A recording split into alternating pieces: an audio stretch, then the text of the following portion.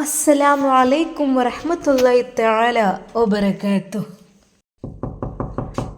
ഉസ്താദിന്റെ റൂമിലേക്ക് അതാ തുടർച്ചയായി വാതിൽ മുട്ട് കേൾക്കുന്നു. ഒരു നിമിഷം ഉസ്താദ് ഭയപ്പെട്ടു. എങ്കിലും വാതിൽ തുറക്കുന്നു. അസ്സലാമു അലൈക്കും. സലാം പറഞ്ഞുകൊണ്ട് ഫിലിപ്പൈൻസ് പെണ്ണ് അതാ അകത്തേക്ക് കയറുന്നു. എന്തൊക്കെയോ ഭാഷ മനസ്സിലാകുന്നില്ല റബ്ബേ. ഇംഗ്ലീഷ് ഇടയ്ക്കിടെ ആയതുകൊണ്ട് തന്നെ അത് അല്പം മനസ്സിലാകുന്നുണ്ട്. ഉസ്താദിനെ റൂമിൽ നിന്ന് താഴേക്ക് കൊണ്ടുപോകാൻ വേണ്ടിയാണ് വിളിക്കുന്നത്. ഒന്നും മനസ്സിലാകാതെ ഉസ്താദ് ദയനീയമായി ആ സ്ത്രീയുടെ മുഖത്തേക്ക് നോക്കി. അവർ കൈകൊണ്ട് ആംഗ്യം കാണിക്കുന്നു, ഇതുവഴി പോരൂ എന്നുള്ള രീതിയിലേക്ക്. അങ്ങനെ അതാ അറബി വീട്ടിലേക്ക് ഉസ്താദ് ഇറങ്ങിച്ചെല്ലുന്നു. ശരിക്കും കണ്ണഞ്ചിപ്പിക്കുന്ന രീതിയിൽ അത്രക്കും വിശാലമായ ഒരു മുറ്റം. അവിടെ ഒരുപാട് വാഹനങ്ങൾ വരിവരിയായി നിർത്തിയിട്ടിരിക്കുന്നു. കൊട്ടാരം കണക്കെ വലിപ്പമുള്ള ഒരു വീടും. ഉസ്താദ് ശരിക്കും അതെല്ലാം ഒന്ന് കണ്ണോടിച്ച് നോക്കി. തൻ്റെ കൂടെ നിന്ന സുലൈഖ എന്ന ആ ഒരു ഫിലിപ്പൈൻസ് പെണ്ണ് ഉസ്താദിന് അവിടെയുള്ള കാര്യങ്ങളെല്ലാം കാണിച്ചു കൊടുക്കുവാൻ വേണ്ടി കൊണ്ടുപോകുന്നു. ഈ ഭാഗത്താണ് ഡ്രൈവിംഗ്, അതായത് വാഹനങ്ങളുടെ ഏരിയ. ഇവിടെയാണെങ്കിൽ കിച്ചൻ്റെ ഏരിയ. അതുപോലെ അങ്ങനെ ഓരോ സെക്ഷനുകളായി തിരിച്ച ഭാഗങ്ങളെല്ലാം കാണിച്ചു കൊടുക്കുന്നു. ഉസ്താദിനെ ഞാൻ എന്ത് ജോലി ചെയ്യും എന്നുള്ള ഒരു രീതിയിലായി. ഇവിടുത്തെ എന്ത് ജോലിയാണ് എനിക്ക് ചെയ്യാനാവുക? എന്തും ഞാൻ ചെയ്യാൻ തയ്യാറാണ്. പക്ഷേ ആദ്യം ഒരു മോഡൽ കാണിച്ചു തരണം, അല്ലാതെ എനിക്ക് ഒരു ഐഡിയ ഇല്ല. സാധാരണ രീതിയിൽ ഉമ്മ വിളമ്പിത്തുന്ന ഭക്ഷണം കഴിച്ച് നേരെ പള്ളിയിലേക്ക് പോയി മദ്രസയിൽ പോയി മക്കളെ പഠിപ്പിക്കുക, ബാങ്ക് കൊടുക്കുക, അങ്ങനെയുള്ള കാര്യങ്ങൾ, ഖുർആൻ പാരായണം എന്നൊക്കെയല്ലാതെ ഇങ്ങനെയുള്ള ജോലികളൊന്നും എടുത്ത് വല്ലാതെ പരിചയമില്ല. അതുകൊണ്ട് തന്നെ ഉസ്താദ് ആ സ്ത്രീ പറയുന്നതിനനുസരിച്ച് അവരെ കൂടെ പോയിക്കൊണ്ടിരുന്നു. മനസ്സിൻ്റെ ഉള്ളിൽ ഒരുപാട് വിഷമങ്ങളുണ്ട് നാട്ടിലെ കാര്യങ്ങൾ ആലോചിക്കുമ്പോൾ ഒക്കെ മൊത്തത്തിൽ. പക്ഷേ ജോലി എടുക്കണം, ജോലി ചെയ്ത് പണമുണ്ടാക്കണം, പണമുണ്ടാക്കി എൻ്റെ ഭാര്യയുടെ ആഗ്രഹങ്ങളെല്ലാം സാധിപ്പിച്ചു കൊടുക്കണം, എൻ്റെ ഉമ്മയുടെ ആഗ്രഹങ്ങൾ സാധിപ്പിച്ചു കൊടുക്കണം, എന്നിട്ട് അവയെല്ലാം സന്തോഷിപ്പിക്കണം. അതിന് എത്രയ്ക്ക് തന്നെ ത്യാഗം സഹിച്ചാലും എനിക്ക് കുഴപ്പമില്ല, ഞാൻ എല്ലാത്തിനും തയ്യാറാണ്.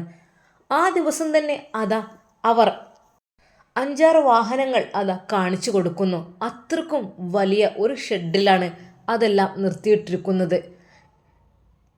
അതെല്ലാം ക്ലീൻ ചെയ്യുവാൻ വേണ്ടിയിട്ടാണ് ആദ്യം ആവശ്യപ്പെട്ടത്. ഉസ്താദിന് ക്ലീനിങ്ങിനുള്ള എല്ലാ കാര്യങ്ങളും അതാ അവിടെ എത്തിച്ചു കൊടുക്കുന്നു.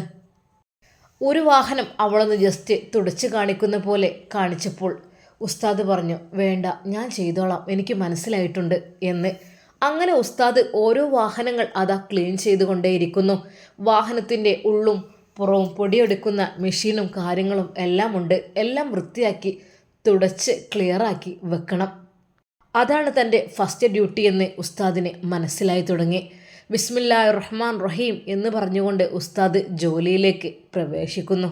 ഓരോ വാഹനങ്ങളും ക്ലീൻ ചെയ്ത് വൃത്തിയാക്കി കൊണ്ടിരിക്കുമ്പോൾ വളരെയധികം ഉയരമുള്ള ഒരു മനുഷ്യൻ വലിയൊരു കന്തോറ ഇട്ടുകൊണ്ട് അതാ അങ്ങോട്ട് കടന്നു വന്നു. അത് മറ്റാരുമായിരുന്നില്ല, താൻ 2 ദിവസം മുമ്പ് കണ്ട ആ ഒരു അറബി. ഞാൻ വന്നു നിന്ന ആ ഒരു ദിവസം കണ്ട തൻ്റെ ലത്തീഫ്ക്കയോട് സംസാരിച്ച അറബിയായിരുന്നു അത്. എന്തൊക്കെയോ അദ്ദേഹം അറബിയിലങ്ങ് പറഞ്ഞു. ഒന്നും മനസ്സിലായില്ല ഉസ്താദിന്. ചില അറബി ഭാഷകൾ, ചില വേർഡ്സ് മനസ്സിലായി എന്നല്ലാതെ. ദയനീയമായി ഉസ്താദ് അയാളുടെ മുഖത്തേക്ക് നോക്കി. മനസ്സിൻ്റെ ഉള്ളിൽ വല്ലാത്തൊരു ഭയം. അദ്ദേഹത്തിൻ്റെ മുഖത്ത് ഒരു ചിരിയുടെ അംശം പോലും ഉസ്താദ് കണ്ടില്ല. എന്തൊക്കെയോ പെട്ടെന്ന് പറഞ്ഞ് വലിയൊരു വാഹനം പെട്ടെന്ന് അതിൽ നിന്നെടുത്ത് വളരെയധികം സ്പീഡിൽ അയാൾ ഓടിച്ചു പോയി. അല്ലാ, എന്തായിരിക്കും അയാൾ പറഞ്ഞത്? ഞാൻ ചെയ്തത് ശരിയായിട്ടില്ലേ? എനിക്കറിയില്ല അല്ലാ, എന്താണ് എനിക്ക് മനസ്സിലാകുന്നില്ല. ശരിക്കും അറബി ദേഷ്യപ്പെട്ടിട്ടാണോ പോയത് എന്ന് വരെ തോന്നിപ്പോയി. എന്നാൽ ഈ സമയം ഫർസാനയുടെ വീട്ടിൽ ഫർസാനയെ ഹോസ്പിറ്റലിലേക്ക് കൊണ്ടുപോകാൻ വേണ്ടിയിട്ട് നിൽക്കുകയാണ് സെയ്ത്തൂൻ ബീവിയും അറബിയും. ജെയ്ത്തൂൻ ബീവിയുടെ നിർബന്ധപ്രകാരം അന്ന് ഫർസാന അതാ അറബിയുടെ ഫ്രണ്ടിലുള്ള സീറ്റിനടുത്തുള്ള സീറ്റിലാണ് ഇരുന്നത്. ഒട്ടും താല്പര്യമില്ലായിരുന്നു, പക്ഷേ ജെയ്ത്തൂൻ ബീവിക്ക് അത് നിർബന്ധമായിരുന്നു. ജെയ്ത്തൂൻ, അവൾ ഇഷ്ടമുള്ള ഭാഗത്ത് ഇരുന്നോട്ടെ, നീ എന്താ നിർബന്ധിക്കുന്നത്? യാ സേഫ് പ്ലീസ്, അവൾക്ക് ഇനി കൂടുതലായിട്ട് അവിടെയാണ് നല്ലത്. അങ്ങനെയൊക്കെ ഉണ്ടോ? ഇനി അധിക ദിവസങ്ങളില്ല, അവളൊരു ഉമ്മയാകാൻ പോവുകയാണ്. നമ്മളെക്കൊണ്ട് കഴിയുന്ന രീതിയിലുള്ള സംരക്ഷണങ്ങൾ നമ്മൾ നൽകിയേ മതിയാവൂ. തൻ്റെ ഭാര്യയുടെ ആ ഒരു പ്രതീക്ഷയോടെയുള്ള അല്ലെങ്കിൽ ആ ഒരു കരുതൽ ശരിക്കും അറബി അത്ഭുതപ്പെടുകയാണ്. പഠിച്ചോനെ, അവൾക്കൊരു കുഞ്ഞുണ്ടായിരുന്നെങ്കിൽ ഇങ്ങനെയൊന്നും ഉണ്ടാവില്ലായിരുന്നു. പക്ഷേ ഇതൊക്കെ തന്നെയായിരിക്കും വിധി. പക്ഷേ എന്ത് ചെയ്യാൻ? യാ സേഫ്, ഫർസാനെ ശ്രദ്ധിക്കട്ടോ, ഞാൻ ബാക്കിലാണ്. അതുകൊണ്ട് ഞാൻ പറഞ്ഞല്ലോ നീയും അവൾ ബാക്കിലിരുന്നോ എന്നുള്ളത്. പക്ഷേ അത് വേണ്ട. എപ്പോഴും ഭർത്തൃ സ്നേഹം അത് വേണം ഏതൊരു ഗർഭിണിക്കും. ഇനി ദിവസങ്ങളില്ല, ദിവസങ്ങളായി തുടങ്ങി. പിന്നെ 8 മാസത്തിലും പ്രസവിക്കുന്നവരുണ്ട്. പടച്ചോൻ കാക്കട്ടെ. ഏറി വന്നാലേ 1.5 മാസം. അതിനിടയിൽ ഡെലിവറി കഴിയും. അതുകൊണ്ട് എപ്പോഴും ഒരു ശ്രദ്ധ വേണം. പിന്നെ സേഫ്, ഇനി കൂടുതൽ ദൂരയാത്രക്കൊന്നും പോവരുത് കേട്ടോ. എപ്പോഴും ഫർസാനയുടെ അരികിൽ അങ്ങയുടെ സാന്നിധ്യം ഉണ്ടാവണം. അല്ലാത്ത പക്ഷം അതൊരു പക്ഷേ പ്രശ്നമായി തീരും. എന്ത് പ്രശ്നം? അതിന് ഹോസ്പിറ്റലില്ലേ, ഹോസ്പിറ്റലിൽ ഡോക്ടേഴ്സ്. എന്തായാലും വേണ്ടില്ല, ഹോസ്പിറ്റലായാലും ഡോക്ടേഴ്സായാലും സ്വന്തം ഭർത്താവ്, അത് എൻ്റെ ഒരു ആഗ്രഹമുണ്ട് സേഫ്. അത് അങ്ങ് സാധിപ്പിച്ചു തരണം. എന്താണ്? അത് ഞാൻ വീട്ടിലെത്തിയിട്ട് പറയാം. യാത്രക്കിടെ അതാ ജെയ്ത്തൂൻ ബീവി അത് പറയുന്നു. തൻ്റെ ഭാര്യ എന്തായിരിക്കും? പഠിച്ചോനെ, ഇപ്പോഴെന്നെ ഞാൻ ഒളിഞ്ഞു മാറി നടക്കുകയാണ്. ഫർസാനയുടെ റൂമിലേക്ക് പോകുന്നു എന്ന രീതിയിൽ പോകുന്നു. എന്നാൽ തൻ്റെ ഭാര്യ അവിടെ നിന്ന് പോയി കഴിഞ്ഞാൽ തിരിച്ച് ഞാൻ മറ്റേ റൂമിൽ. അങ്ങനെ റബ്ബേ, ഇനി എന്നെക്കൊണ്ട് വയ്യ. ഇത് എത്ര നാളെന്ന് കരുതിയിട്ട് ഇങ്ങനെ. എനിക്കാണെങ്കിൽ ഫർസാനയെ കാണുമ്പോൾ വളരെയധികം ആഗ്രഹം ജനിക്കുന്നുമുണ്ട്. അവൾ എൻ്റെ സ്വന്തമായിരുന്നെങ്കിൽ എന്നൊക്കെ ഞാൻ ആഗ്രഹിച്ചു പോവാണ്. പക്ഷേ എൻ്റെ ജെയ്ത്തൂൻ ബീവി, അവളുടെ ഒരു ആഗ്രഹത്തിന് വേണ്ടി മാത്രമാണ് ഞാനിങ്ങനെ നിൽക്കുന്നത്. അല്ലെങ്കിൽ ഒരിക്കൽ പോലും ഞാൻ ഇങ്ങനെയുള്ള നാടകങ്ങൾ കളിക്കില്ല. അവളുടെ സന്തോഷം ഒരിക്കലും നശിപ്പിക്കരുത് എന്നാണ് ഞാൻ ആഗ്രഹിക്കുന്നതും. ഹോസ്പിറ്റലിലെ ചെക്കിങ്ങിന് വേണ്ടി കാത്തിരിക്കുകയാണ് അറബി. അവിടെ നിൽക്കുമ്പോൾ ജെയ്ത്തൂൻ ബേബി ആവശ്യപ്പെടുന്നു, യാ സേഫ്, ഫർസാനയുടെ അരികിലിരിക്കുമോ? കണ്ടില്ലേ എല്ലാ കപ്പിൾസും ഒരുപോലെ ഇരിക്കുന്നത് സമാധാനപ്പെടുത്തിക്കൊണ്ട്. അങ്ങെന്തിങ്ങനെ ഇത്ര വിട്ടൊഴിഞ്ഞ് നിൽക്കുന്നത്? എന്താണിതിങ്ങനെ? ശരിക്കും ജെയ്ത്തൂൻ ബേബിക്ക് ഭ്രാന്ത് പിടിക്കുന്നുണ്ടായിരുന്നു തൻ്റെ ഭർത്താവിൻ്റെ ഓരോ കാര്യത്തിൽ. ഭർത്താവാണ് പോലും. എന്താ ഇങ്ങനെ? എന്നോടങ്ങനെയല്ലല്ലോ, എപ്പോഴും എന്നെ തൊട്ടുരുമ്മിക്കൊണ്ട് എൻ്റെ കൂടെ വന്നിരിക്കും. പക്ഷേ ഫർസാനയോട് നിങ്ങൾ ചെയ്യുന്നത് ഒരിക്കലും ശരിയല്ല. ഇതിനൊക്കെ കണക്ക് പറയേണ്ടി വരും. എനിക്കും അവൾക്കും ഒരേ സ്ഥാനമാണ്. ഈ ഒരു അവസ്ഥയിലാണെങ്കിൽ അവൾക്ക് വേണ്ടി എൻ്റെ ദിവസങ്ങൾ വരെ ഞാൻ ഒഴിഞ്ഞു കൊടുത്തു. ഈ ഒരു അവസാന ഘട്ടങ്ങളിൽ, പ്രസവത്തിനോട് അടുത്ത ദിവസങ്ങളിൽ അങ്ങയുടെ സാന്നിധ്യം ഏറ്റവും വിലപ്പെട്ടതാണ് അവൾക്ക്. അതുകൊണ്ട് തന്നെ പക്ഷേ സേഫ് കണ്ടറിഞ്ഞുകൊണ്ട് വീട്ടിലെത്തട്ടെ, ഞാൻ കാണിച്ചു കൊടുക്കാം. അവർക്ക് ദേഷ്യം വന്നുകൊണ്ടിരുന്നു. അങ്ങനെ അതാ ഡോക്ടറുടെ അടുക്കിലേക്ക് പോകുവാനുള്ള ഊഴമെത്തി. ഫർസാന, സൈഫുദ്ദീൻ, ചെല്ലേ പോയിക്കോളൂ. അങ്ങനെ അതാ ഫർസാനയും അറബിയും അങ്ങോട്ട് കടന്നു ചെല്ലുമ്പോൾ അറബി പറയുന്നു, ജെയ്ത്തൂൻ കയറി വാ. ഞാനില്ല, ഇനി നിങ്ങൾ രണ്ടുപേരും മാത്രമാണ്. ഞാൻ നിങ്ങളുടെ കൂടെ ഹെൽപ്പിന് വേണ്ടി നിൽക്കുന്നു. അല്ലാതെ ഈ ഒരു സമയത്ത് ഇനി ഞാൻ നിങ്ങൾക്ക് ഇടപെടില്ല. അഥവാ ഇടപെട്ട് കഴിഞ്ഞാൽ വേണ്ട, ഒരിക്കലും ഞാൻ വരുന്നില്ല. അത് പറഞ്ഞാൽ പറ്റില്ല. നീ ചെല്ല്. നീ എന്താ ഫർസാന ഇങ്ങനെ? അറബിക്ക് സങ്കടം വരുന്നത് പോലെ അതാ ഫർസാനക്ക് തോന്നി തുടങ്ങി. ജെയ്ത്തൂൻ ബേബി, സാരില്ല, ഒന്നും പറയണ്ട. അങ്ങനെ അതാ അറബിയും ഫർസാനയും ഡോക്ടറുടെ അരികിലേക്ക് എത്തുന്നു. ഫർസാനയെ കണ്ട ഉടനെ തന്നെ ഡോക്ടർ, ഫർസാന എങ്ങനെയുണ്ട്? ആയി തുടങ്ങിയല്ലോ. കുഞ്ഞു അവയെ കാണാനുള്ള ദിവസങ്ങൾ ഇനി അധികമില്ലല്ലോ. അല്ല, എവിടെ ജെയ്ത്തൂൻ എവിടെ? അറബി പറഞ്ഞു. അവൾ പുറത്തിരിക്കുന്നുണ്ട്. എന്നാ വിളിക്കൂ. അല്ല, അവളാണോ പുറത്തിരിക്കേണ്ടത്? അപ്പോൾ തന്നെ സിസ്റ്ററെ പറഞ്ഞയച്ചുകൊണ്ട് ഫർസാനയുടെ കൂടെയുള്ള ആള് പെട്ടെന്ന് ജെയ്ത്തൂൻ ബേബി എഴുന്നേറ്റ് പറഞ്ഞു, അകത്തൊക്കെ കയറിയല്ലോ. അല്ല, നിങ്ങളെയാണ് മാഡം വിളിക്കുന്നത്. ആ ഓക്കെ, കടന്നു വരൂ. ജെയ്ത്തൂൻ ബേബി സലാം പറഞ്ഞുകൊണ്ട് കടന്നു വന്നു. ജെയ്ത്തൂൻ, എന്തൊക്കെയുണ്ട്? എന്താ പുറത്തിരുന്നത്? പുറത്തിരിക്കാൻ പാടുള്ള ആളാണോ നിങ്ങൾ? നിങ്ങൾക്ക് വേണ്ടി കൂടിയല്ലേ ഈ ഒരു കുഞ്ഞ്. നിങ്ങൾക്ക് 3 പേർക്കുള്ളതാണ് ഈ കുഞ്ഞ്. അതുകൊണ്ട് തന്നെ 3 പേരും ഒരുമിച്ച് നിൽക്കാവൂ. ഒരിക്കലും മാറ്റി നിർത്തലുകൾ വേണ്ട. ഡോക്ടർ, അത് മാറ്റി നിർത്തിയത് അങ്ങനെയല്ല. എനിക്ക് മനസ്സിലാകുന്നുണ്ട്. അവരുടെ ഇടയിലുള്ള സ്നേഹം ഒന്നുകൂടി വർദ്ധിപ്പിക്കാൻ വേണ്ടിയിട്ടായിരിക്കും അല്ലേ? ഡോക്ടർ, ഇനി എന്താ, ഒരു 6 ആഴ്ച തികച്ചുണ്ടാവില്ല. അതിനു മുമ്പും ഉണ്ടാവാൻ ചാൻസ് ഉണ്ട്. കാരണം ചിലർ ഈ ഒരു മാസം മുതൽ പ്രതീക്ഷിക്കേണ്ടതാണ്. മാക്സിമം ഏറി വന്നാൽ ഒരു 5 ആഴ്ച, 6 ഉണ്ടാവില്ല, 5 ആഴ്ചത്തിനുള്ളിൽ ഏകദേശം. എന്തായാലും ചെക്ക് ചെയ്യട്ടെ കേട്ടോ. പിന്നെ എങ്ങനെയുണ്ട് കാര്യങ്ങളൊക്കെ? ഉഷാറല്ലേ? സെയ്ഫുദ്ദീനോട് അതാ ഡോക്ടർ ചോദിച്ചപ്പോൾ ശരിക്കും സെയ്ഫുദ്ദീൻ അത്ഭുതപ്പെടുകയാണ്, ഞെട്ടിപ്പോവുകയാണ്. റബ്ബേ, ഡോക്ടർ എല്ലാം മറന്നോ? ഒരിക്കലും അവളെൻ്റെ ഭാര്യയല്ല എന്നുള്ളതും ഞങ്ങൾ തമ്മിൽ യാതൊരു ബന്ധവുമില്ല എന്നുള്ളതും. പക്ഷെ എങ്കിലും സെയ്ത്തൂൻ ബീവിയുടെ മുമ്പിൽ നിന്ന് തന്നെ അതാ ഡോക്ടർ പറയുന്നു, സേഫ്. പിന്നെ ഭാര്യയുടെ അടുക്കൽ കൂടുതലായിട്ട് ഉണ്ടാകുന്നത് നല്ലതാണ്, എന്നാലും ശ്രദ്ധിക്കുന്നതും നല്ലതാണ്. Okay, safe. സെയ്ത്തൂൻ ബീവിയുടെ മുഖത്തേക്ക് നോക്കി, കണ്ടില്ലേ നീ എന്താ പറഞ്ഞത്? കൂടുതലായിട്ട് അവളുടെ കൂടെ നിൽക്കണം, അവളുടെ കൂടെ താമസിക്കണം, അങ്ങനെ ഇങ്ങനെ. കണ്ടില്ലേ, കുറച്ച് ശ്രദ്ധ വേണമെന്നാണ് പറഞ്ഞത്. എന്ന് കരുതിയിട്ട് തീരെ വേണ്ടാന്നു അല്ല, അതല്ല. എന്നാലും ഡോക്ടറെ, ഈ ഒരു അവസാന നിമിഷങ്ങളിൽ അങ്ങ് ഇദ്ദേഹത്തോടൊന്ന് പറഞ്ഞു കൊടുക്കണം, കൂടുതലായിട്ട് അവളുടെ അടുക്കിലേക്കൊന്ന്. പക്ഷെ കഴിയുന്നത് ഒഴിഞ്ഞു മാറാൻ വേണ്ടി ശ്രമിക്കുന്ന പോലെയാണ്. ഹേയ്, അങ്ങനെയൊന്നുമില്ലല്ലോ. ആണോ ഫർസാന, നിൻ്റെ അടുക്കിലേക്ക് അറബി വരാറില്ലേ? അറബി വരാറുണ്ടല്ലോ. അത് പറയുകയല്ലാതെ രക്ഷയില്ലായിരുന്നു അവൾക്ക്. ഡോക്ടറെ, പെട്ടെന്ന് അതാ ഡോക്ടറോട് സെയ്ത്തൂൻ ബീവി ചോദിക്കുന്നു, ഇവിടെ ഡെലിവറി സമയത്ത് ഹസ്ബൻഡിന് ആണല്ലോ. ഇവിടേക്ക് കാര്യമായിട്ട് അങ്ങനെ തന്നെയാണ് നടക്കുന്നത്.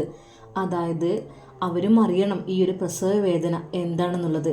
അതായത് അവർക്ക് ജീവിതത്തിൽ പല ഘട്ടങ്ങളിലൂടെ ഗർഭിണികൾക്ക് കഴിഞ്ഞു പോകേണ്ടതായിട്ട് വരും. പക്ഷേ എന്തെന്ന് വെച്ചാൽ ആണുങ്ങൾ ആ ഭാഗങ്ങളൊന്നും അവർ അറിയുന്നില്ല. അതായത് അവർ ശരിക്കുള്ള അവർ വർക്ക് കഴിഞ്ഞാൽ പിന്നെ ഇപ്പോൾ പ്രസവത്തിൻ്റെ സമയത്ത് ഹോസ്പിറ്റൽ അങ്ങനെയൊക്കെയല്ലേ, അതും പുറത്തിരിക്കുക. പക്ഷേ എന്താണ് ഈ പ്രസവം അല്ലെങ്കിൽ ഡെലിവറിയുടെ പെയിന് അല്ലെങ്കിൽ അതിൻ്റെ ഒരു ബുദ്ധിമുട്ട് കാര്യങ്ങൾ അത് എന്താണെന്ന് അവർ അറിയുന്നില്ല. അവർ റൂമിന് പുറത്തായിരിക്കും. അപ്പോൾ എന്തൊക്കെ തന്നെയായാലും സ്വന്തം ഭാര്യയുടെ അരികിലിരുന്നു കൊണ്ട് അവൾ അനുഭവിക്കുന്ന വേദനകൾ, യാതനകൾ, പ്രയാസങ്ങൾ, ബുദ്ധിമുട്ട്, വേദന എല്ലാം കൂടി ഈ ഭർത്താവ് കാണുമ്പോൾ മനസ്സിലാകും, പഠിച്ചോനെ, എൻ്റെ ഭാര്യ എത്ര കഷ്ടപ്പെട്ടിട്ടാണ് ഒരു കുഞ്ഞിന് ജന്മം നൽകുന്നത്, അല്ലെങ്കിൽ എൻ്റെ ഉമ്മ എത്ര കഷ്ടപ്പെട്ടിട്ടായിരുന്നു എന്നെ പ്രസവിച്ചത്. അങ്ങനെയൊക്കെ ഒരു മാതൃത്വത്തോടും അല്ലെങ്കിൽ സ്വന്തം ഭാര്യയോടൊക്കെ കൂടുതലായിട്ടൊരു സ്നേഹം, കരുണയൊക്കെ അവർക്ക് അത് അറിയുവാനും അതിനെക്കുറിച്ച് തോന്നുവാനൊക്കെ ഒരു ചാൻസ് കൂടിയാണ്. അത് ഇവിടെ ഒരുപാട് വർഷങ്ങളായിട്ട് ഇവിടെ ഉണ്ട്. അപ്പോൾ അത് എനിക്കെപ്പോഴും താല്പര്യമുള്ള വിഷയമാണ്. ഡോക്ടർ സെയ്ത്തൂൻ ബേബിയോട് പറഞ്ഞു. സെയ്ത്തൂൻ ബേബി ശരിയെന്ന് സമ്മതിച്ചു. എന്നാൽ ഞാൻ ഫർസാനൊന്ന് ചെക്ക് ചെയ്യട്ടെ കേട്ടോ. അവളോട് കുറച്ച് സമയമായി അവിടെ പോയി കിടക്കുവാൻ വേണ്ടി പറയുന്നു. ഡോക്ടർ അങ്ങോട്ട് ചെന്നു. നല്ല രീതിയിൽ വയറ് പരിശോധിക്കുന്നു. കുഞ്ഞു ഓടിച്ചാടി കളിക്കാണല്ലോ. സ്കാനിങ് ചെയ്യുന്നതിനിടയിൽ അത് അവർ കാണുന്നു. നല്ല രീതിയിൽ ഒഴുകി അങ്ങനെ നടക്കുകയാണ് മൂപ്പര്. ശരിക്കും ഫർസാനയുടെ മുഖത്ത് ചിരിയല്ല വന്നത്, അവൾക്ക് ഭയമാണ് വന്നത്. റബ്ബേ, പഠിച്ചോനെ, ഞാൻ എന്താ റബ്ബേ ചെയ്യുക? ഒരു ബാപ്പയില്ലാത്ത കുഞ്ഞിനെയാണ് ഞാൻ പ്രസവിക്കാൻ പോണത്. അല്ലാ, ഞാൻ എന്താ ചെയ്യുക? ഹേയ് ഫർസാന, എന്താ മുഖത്തൊരു സന്തോഷമില്ലായിട്ട് കണ്ടില്ലേ? അതാ സ്ക്രീനിലേക്ക് നോക്ക്. സ്കാനിങ് ചെയ്യുന്നതിനിടയിൽ അത് കാണിച്ചു കൊടുത്തു. കണ്ടോ? വാവേതാ കിടന്നിങ്ങനെ നല്ല ഒഴുക്കിലാണ് കേട്ടോ. പിന്നെ കഴിഞ്ഞ മാസത്തെ സ്കാനിങ് റിപ്പോർട്ട് അതൊന്നും സ്കാനിങ് എടുക്കാത്തത് കൊണ്ട് തന്നെ ഇപ്പോഴാണ് എടുക്കുന്നത്. കഴിഞ്ഞ മാസം അല്ല അതിന് മുമ്പത്തെ മാസം തന്നെ നമുക്ക് കാര്യങ്ങളൊക്കെ പിടികിട്ടിയിട്ടുണ്ട്. എന്ത് കുഞ്ഞാണെന്നറിയാൻ നിനക്ക് താല്പര്യമില്ലേ? ആ, അത് ജെയ്ത്തൂൻ ബീവിയുടെയൊക്കെ മുന്നിൽ വെച്ചാവാം, അവരൊക്കെ വിളിക്കാം കേട്ടോ. ജെയ്ത്തൂൻ ബീവി, സേഫ് വരൂ. ഡോക്ടറുടെ ഫ്രണ്ട്സായ അതുകൊണ്ട് തന്നെ അവരെയൊക്കെ അങ്ങനെ തന്നെയാണ് വിളിക്കുന്നത്. അവരെല്ലാവരും അതാ അവിടെ ഇരിക്കുന്നു. ഞാനിവിടെ ഒരു സ്ക്രീന് കാണിച്ചു തരാം കേട്ടോ. അവൾ അവിടെ ഒരു സ്കാനിങ്ങിലാണ്. കുഞ്ഞിനെ കാണണ്ടേ? എന്ത് കുഞ്ഞാണെന്ന് അറിയണ്ടേ? താല്പര്യമില്ലേ? ശരിക്കും അതാ ജെയ്ത്തൂൻ ബേബി മനസ്സറിഞ്ഞ് പഠിച്ച റബ്ബിനെ സ്തുതിക്കുന്നു. അല്ലാ, അൽഹംദുലില്ലാ, പഠിച്ചോനെ അതൊക്കെ അറിയാൻ പോവാണോ? എന്താ പെണ്ണെ, അതൊക്കെ പിന്നെ അറിയില്ലേ? ഇവിടെയൊക്കെ 6-ാം മാസം സ്കാനിങ്ങിൽ അറിയണ കാര്യം നിനക്കറിയില്ലേ? നാട്ടിലെ പോലെ കേരളത്തിലെ പോലെ ഒന്നും അല്ലല്ലോ. ഇവിടെ അതൊക്കെ അലൗഡാണല്ലോ. ആണാണെന്നോ പെണ്ണാണെന്നൊക്കെ പെട്ടെന്ന് നമുക്ക് അറിയാൻ കഴിയും. ജെയ്ത്തൂൻ ബീവിക്ക് സന്തോഷം സഹിക്കുവാൻ കഴിയുന്നില്ലായിരുന്നു. യാ സൈഫ്. സൈഫുദ്ദീൻ്റെ കൈകൾ പിടിച്ചുകൊണ്ട് അതാ ജെയ്ത്തൂൻ ബീവി സന്തോഷം പ്രകടിപ്പിക്കുന്നു. എന്താ എന്താ അറിയില്ലേ? നമ്മുടെ കുഞ്ഞിനെ നമ്മൾ കാണാൻ പോവാണ്. അല്പസമയത്തിനകം അവരുടെ ഫ്രണ്ടിൽ ആ ഒരു സ്ക്രീൻ തെളിഞ്ഞു കാണുന്നു. ഡോക്ടർ സ്ക്രീനിൽ ഓരോന്ന് കാണിച്ചു കൊടുക്കുന്നു. കണ്ടില്ലേ? ഇനി ഏകദേശം ഞാൻ പറഞ്ഞല്ലോ, ഒരു 6 ആഴ്ച അല്ലെങ്കിൽ 5 ആഴ്ച ഏകദേശം കുഞ്ഞിത വളർച്ചയൊക്കെ എത്തി തുടങ്ങിയിട്ടുണ്ട്. ഇനി കുറഞ്ഞ ദിവസത്തെ ഇത് കൂടെ ഉള്ളൂ. പിന്നെ എല്ലാം ഓക്കെയാണ്, അൽഹംദുലില്ലാ. കൈകൾ കാലുകൾ കണ്ടില്ലേ, ഒക്കെ നല്ല ക്ലിയറാണ്, കറക്റ്റാണ്. പിന്നെ നിങ്ങൾ ആകാംക്ഷയോടെ കാത്തിരുന്ന ആണാണോ പെണ്ണാണോ എന്നറിയുവാനുള്ള ആഗ്രഹം. പെട്ടെന്ന് ജെയ്ത്തൂൻ ബീവി അതിനോട് പ്രതികരിച്ചു. ഡോക്ടർ, അത് താല്പര്യമില്ല. അത് എന്തായാലും കുഴപ്പമില്ല. ആണായാലും പെണ്ണായാലും ഇരു കൈകൾ നീട്ടി സ്വീകരിക്കും. അല്ലാ, ഒരു കുഞ്ഞിനെ നീ എനിക്ക് തരികയാണല്ലോ അല്ലാ. ഡോക്ടർ ചിരിച്ചുകൊണ്ട് പറഞ്ഞു. കൺഗ്രാജുലേഷൻസ്, അതുതന്നെയാണ് വേണ്ടത്. ചില ആളുകൾക്കാണെങ്കിൽ ആൺകുട്ടികളോടായിരിക്കും താല്പര്യം, ചിലർക്കാണെങ്കിൽ പെൺകുട്ടികളോടായിരിക്കും. ഇതൊന്നുമല്ലാതെ ഏത് കുഞ്ഞിനെ പടച്ച റബ്ബ് തന്നാലും നമ്മൾ ഇരുകൈകളും നീട്ടി സ്വീകരിക്കും, മനസ്സറിഞ്ഞുകൊണ്ട് എന്നുള്ള ആ ഒരു ആത്മവിശ്വാസത്തിനതാ, ആ ഒരു സ്വഭാവത്തിനും അല്ലെങ്കിൽ ആ ഒരു പ്രതീക്ഷയ്ക്കും നിങ്ങൾക്ക് സ്പെഷ്യൽ കൺഗ്രാജുലേഷൻസ്. ജെയ്ത്തൂൻ ബീവി അതാ അങ്ങോട്ട് നോക്കിക്കോളൂ. അവൾ ആകാംക്ഷയോടെ അങ്ങോട്ട് നോക്കി. ജെയ്ത്തൂൻ ബീവി ഒരു ആൺകുഞ്ഞിൻ്റെ ഉമ്മയാകാൻ പോകുന്നു. അല്ലാ, അൽഹംദുലില്ലാ. അവർ കരയുവാൻ തുടങ്ങി. അല്ലാ. ഹേയ്, എന്താ ജെയ്ത്തൂൻ? അറബി അവളെ ആശ്വസിപ്പിക്കുന്നു. ജെയ്ത്തൂൻ എന്താ? ആ ഹിജാബിനുള്ളിലൂടെ കണ്ണുനീർ ഉറ്റി വീഴുമ്പോൾ അറബി അത് തുടച്ചു കൊടുത്തുകൊണ്ട് പറഞ്ഞു. എന്താ? എൻ്റെ സേഫ്, ഞാൻ നിങ്ങളോട് എങ്ങനെ നന്ദി പറയണമെന്ന് എനിക്കറിയുന്നില്ല. കുഞ്ഞിനെ കണ്ടത് അവൾക്ക് സന്തോഷം കൊണ്ടും സങ്കടം കൊണ്ടും എന്തൊക്കെയായി പോവാണ്, കരയുകയാണ്. ഹേയ്, എന്താ? യാ സൈഫ്, നമ്മളെത്ര ഭാഗ്യവാന്മാരല്ലേ? ഞാൻ എത്ര ഭാഗ്യവതിയാണ്. എൻ്റെ കുഞ്ഞാണത്, എൻ്റെ കുഞ്ഞ്. എനിക്കവനിപ്പോൾ തന്നെ കാണണം. എന്താ പെണ്ണെ, ഒരു 4 ആഴ്ച അല്ലെങ്കിൽ 5 ആഴ്ച കൂടി ക്ഷമിച്ചിരിക്കാൻ വയ്യേ? അതൊക്കെ ഇപ്പം കഴിയൂലേ? സേഫ് സന്തോഷം കൊണ്ട് എന്ത് ചെയ്യണം എന്ന് അറിയുന്നില്ല ബേബിക്ക്. സേഫ്, എനിക്ക് ഫർസാനെ ഒന്ന് കാണണം. ഡോക്ടർ, ഞാൻ ഫർസാനെ ഒന്ന് കണ്ടോട്ടെ? അവൾ സ്കാനിങ്ങിലാണ് കേട്ടോ, കുഴപ്പമില്ല, കണ്ടോളൂ. നേരെ അതാ ഫർസാനയുടെ റൂമിലേക്ക് കൊണ്ടുപോകുന്നു. ഫർസാനയുടെ വയറ് പുറത്ത് കാണിച്ചുകൊണ്ട് സ്കാനിങ് ചെയ്യുകയാണ് മറ്റൊരു സിസ്റ്റർ. എന്നാൽ അത് കണ്ടപ്പോൾ ശരിക്കും ബീവി അടുക്കലേക്ക് ചെന്നിട്ട് ഫർസാനയുടെ നെറുകിലൊരു ചുംബനം അർപ്പിച്ചുകൊണ്ട് പറഞ്ഞു. പൊന്നു മോളെ, ഇത്താക്ക് സന്തോഷമായിടി, ഇത്താക്ക് സന്തോഷമായി. വാവയെ ഞാൻ കണ്ടു. ബീവി കരയുന്നത് കണ്ട് ഫർസാനക്ക് ശരിക്കും സങ്കടം വന്നു. റബ്ബേ, പഠിച്ചോനെ, എത്ര സ്നേഹനിധിയായ ആള്, എൻ്റെ ഇത്താത്തയെ പോലെ സ്നേഹനിധിയായ ഇത്താത്ത, അറബിയുടെ ഭാര്യ. പഠിച്ചോനെ, എനിക്ക് അല്ലാഹുവേ, നീ അവരെ തന്നത് വല്ലാത്തൊരു ഭാഗ്യം തന്നെയാണ്. ഓരോ നിമിഷങ്ങളും അവർക്ക് വളരെയധികം വിലപ്പെട്ടതായിരുന്നു. എന്നെ അത്രക്കും സംരക്ഷിച്ചിട്ടുണ്ട്, സന്തോഷിപ്പിച്ചിട്ടുണ്ട്. അറിഞ്ഞില്ലേ മോളെ, കുഞ്ഞിന് വരാൻ 1 മാസം ഒക്കെ ഉള്ളൂ. ആൺകുഞ്ഞാണ് മോളെ. ആണായാലും പെണ്ണായാലും എനിക്ക് പ്രശ്നമില്ലായിരുന്നു. ഏതെങ്കിലും ഒന്നായാലും മതി. കുഴപ്പമൊന്നുമില്ലാതെ റാഹത്തോടു കൂടെ സന്തോഷത്തോടു കൂടെ തരട്ടെ. പഠിച്ചോൻ ദുആ ചെയ്യ്. ഫർസാന മോളെ, നിന്നോട് എങ്ങനെ നന്ദി പറയണമെന്ന് എനിക്കറിയുന്നില്ല. എൻ്റെ ജീവിതത്തിൽ ഒരിക്കൽ പോലും ലഭിക്കാത്തൊരു സൗഭാഗ്യമാണ് നിന്നിലൂടെ എനിക്ക് ലഭിക്കുന്നത്.